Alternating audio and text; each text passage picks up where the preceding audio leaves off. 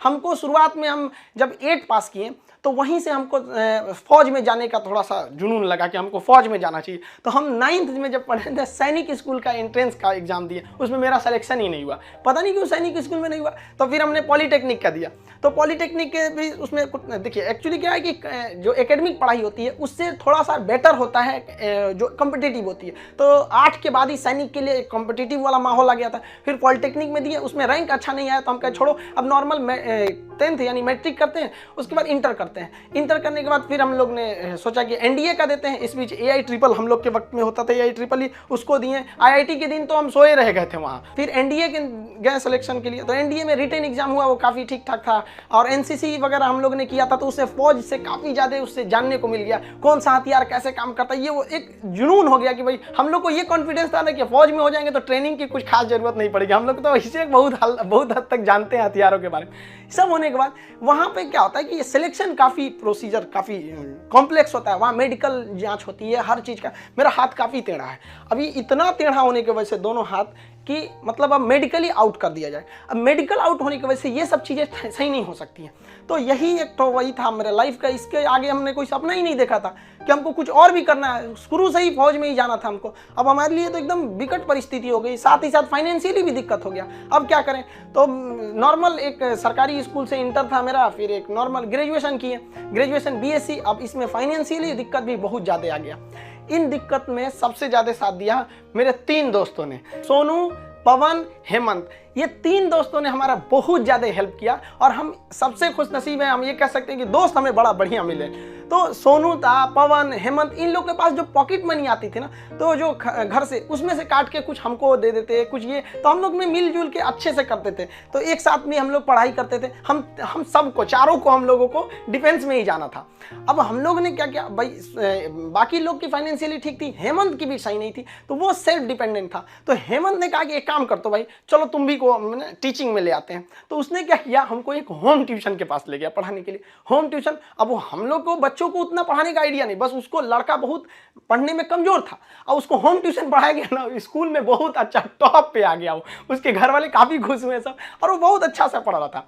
इसी बीच उसने कहा कि चलो तुम्हें एक कोचिंग में इंट्रोड्यूस करते हैं। तो एक कोचिंग में गए, वहाँ पे मतलब काफ़ी स्टूडेंट जो थे, मतलब बहुत ज़्यादा नहीं थे, नॉर्मल था कोचिंग वहाँ पे। वहाँ हम गए तो हमको फर्स्ट दिन केवल 6 लड़के मिले, और 6 लड़के में अजीब सा माहौल हो गया। वो हमको, मेरी दाढ़ी उड़ी भी नहीं थी, तो अजीब, उनको लगा कि तो हम ही लोग के बीच का है। तो हम 6 बच्चे को पढ़ाए। हमको भी खुद एम्बेरस फील हो रहा था कि ये लोग हमको उस तरह से देख क्यों नहीं रहे हैं। अब उसको 6 लड़कों से अगले दिन वो 50 हो गए, फिर 100, 150, इतना तेज बढ़ने लगा। अब वो कोचिंग वाला जो था उसको लगा कि नहीं भाई, पैसा तो ठीक आ रहा है यहाँ पे, ये तो ठीक ठाक है। तो उन्होंने हमको कह दिया कि भाई देखिए सर, आपको अपना नाम, पता, एड्रेस, मोबाइल नंबर कुछ भी नहीं देना है। हम कहे हमको जरूरत भी नहीं है इसकी, हमको चुपचाप PG वगैरह करना है यहाँ पे। हमारी तो फौज का सपना टूटा था, समझ में नहीं आ रहा था करे क्या करें यहाँ पर, क्योंकि लाइफ बड़ी अजीब चीज़ होती है। जब तक आपको समझ में आएगी आधी बीत चुकी रहती है। यहाँ लाइफ में क्या होता है, सोचेंगे क्या, बनेंगे क्या, ख्वाहिश कुछ और चीज़ की रहती है। यही है ज़िंदगी, सबको इसी के साथ चलना रहता है। तो हमने कहा कोई बात नहीं। उन्होंने कहा कि चलो भाई, हमारा उनको नाम पता था तो टाइटल के वजह से उन्होंने खान नाम दे दिया, खान सर। धीरे धीरे वहाँ पे पढ़ाते रहे, वहाँ पे लड़के बहुत हो गए। वो कोचिंग वालों को पैसा ज़्यादा दिखता था, हमें बच्चों का करियर दिखता था। वो कहते थे कि सर इतनी कम फी में आप इतना क्यों बता रहे हो। हम कहे सर हम कैसे करें, उनके साथ किस तरह से हम कह देंगे कि तुम्हें कम बता। इस वजह से थोड़ा सा टसल हो गया, हमको वो छोड़ना पड़ गया कोचिंग। फिर दूसरे जगह गए, तीसरे जगह। उसके बाद से हम लोग ने यहाँ पर आके अपना खान GS रिसर्च सेंटर किए। तो हमारा यहाँ पे कुछ खास जानकारी नहीं थी पटना में, क्योंकि हम लोग गांव एरिया से आए थे। तो यहाँ पे कुछ पार्टनर्स वगैरह को कुछ ढूंढे यहाँ के लोगों को, उन लोगों ने तो सत्यानाश ही कर दिया। उन लोगों ने सारा चीज़, 6 महीने बाद उन लोगों का फुल प्लानिंग था कि कोचिंग को हड़प लेना है।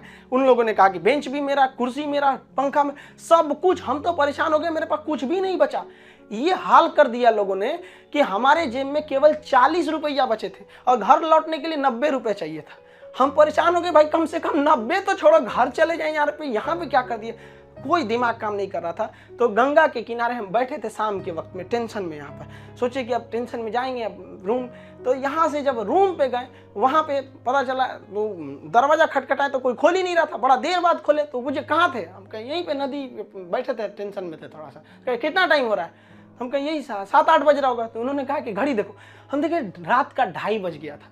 टेंशन से ना दिमाग काम नहीं कर रहा था, क्या करे क्या नहीं, अजीब सा माहौल हो गया था। अब हमको समझ में आ गया कि भाई हमारे पास केवल 40 बचा है, यानी ऊपर वाला हमको रोक रहा है यहाँ पर किसी ना किसी वजह से, तो हमें रुकना चाहिए। अब फाइनली हमने भी डिसाइड कर लिया कि अब हमको अपने फिर से एक नई शुरुआत करनी है। इस बीच हमको एक अनुभव मिला कि भाई सब पर आप आंख बंद करके भरोसा नहीं कर सकते। अब टीचर और स्टूडेंट का एक रिलेशन भारत में बहुत बेहतरीन है, ये आदिकाल से देखा जाता है। तो हमने क्या किया ना, अब कोचिंग्स में ना स्टूडेंट्स जो थे बहुत जो पुराने थे, जिनका मान के चलिए कहीं जॉब हो गया, अभी ज्वाइनिंग लेटर का वेट कर रहे हैं ऐसे, तो उन लोगों को रखे कि भाई देखो हम लोग को फिर से शुरुआत करनी है, क्योंकि ऐसे हम लोग छोड़ नहीं सकते हैं। क्योंकि यहाँ क्या हो गया कि कोचिंग एक इंडस्ट्री बन चुका है, लोग इसको इनकम सोच रहे हैं। अब हम लोग आंख में इसलिए खटकते थे, हम लोग के लिए पैसे मायने नहीं रखते थे, लड़कों का पढ़ाई मायने रखता था, तो प्रॉब्लम तो सबको हो रही थी। तो हम लोगों को ये शुरुआत करनी थी। अब शुरुआत किए कैसे तैसे, थोड़ा बहुत पैसे से स्टार्ट किए लोग। अब वहां पे क्या है कि जो गरीब है पैसे मत दो भैया, विकलांग हो मत दो, कभी कोई इस तरह से जोर नहीं दिया गया। इस वजह से ही फाइनेंशियल प्रॉब्लम है। अगर अदरवाइज में आदमी पैसे के पीछे पड़ा रहता तो कोई प्रॉब्लम नहीं था। इस बीच हमारे कोचिंग पे बम चल गया, तबातोड़ बम चल रहा है। हमको अजीब सा लग गया कि भाई हम कोचिंग में ही बॉर्डर पे खड़े हैं, हमारा सपना तो नहीं पूरा हो गया, हम फौज में आ गए हैं। दीजिए देख रहे हैं पूरा अफरा तफरी मचा हुआ है बम से।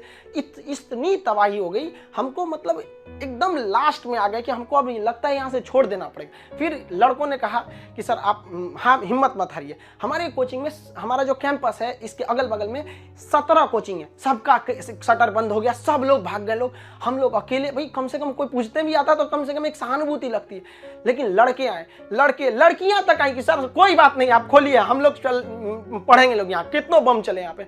तो हम क्या किए, पूरे कैंपस में मेरे कोचिंग पे सुबह में बम चला था, शाम वाले बैच में पूरे फुल प्लेजेड से स्टूडेंट आए थे, और जो बच्चे पढ़ रहे थे उसके अगले बैच के बच्चे नीचे खड़े होकर कह रहे थे कि अगर बम चलेगा तो पहले हमारे ऊपर बम चलेगा, कोचिंग को कुछ नहीं होने देंगे।